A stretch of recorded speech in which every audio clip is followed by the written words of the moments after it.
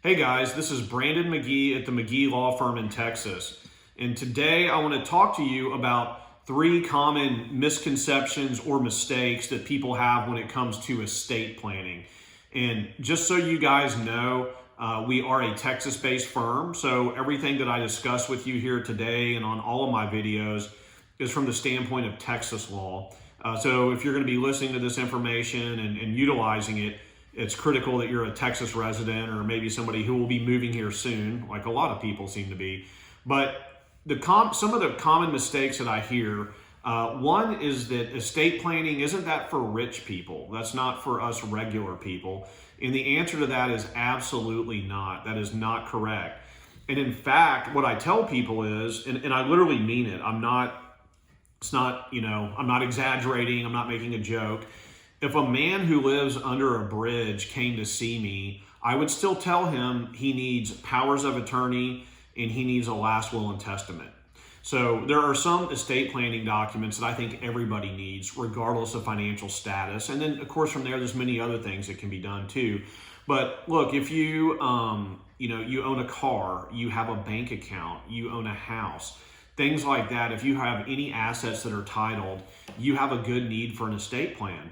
And then no matter who you are, we could all fall prey to becoming mentally incapacitated at some point, which also an estate plan, good thorough estate planning can really help in that situation, regardless if you have $2 to your name or $2 million. It doesn't matter at that point. We're all in the same boat, right?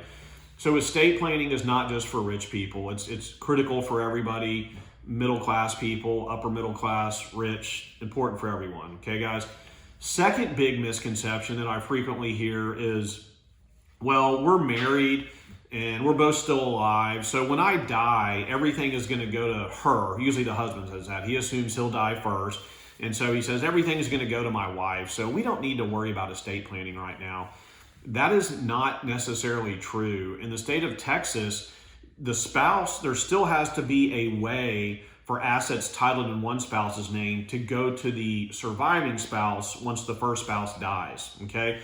I'm not gonna get into a long-winded explanation of that. If you look at some of my other videos on YouTube, you can probably find answers to that. But we still have to get, for example, the spouse's name off of the home. It doesn't just happen magically and automatically through the air.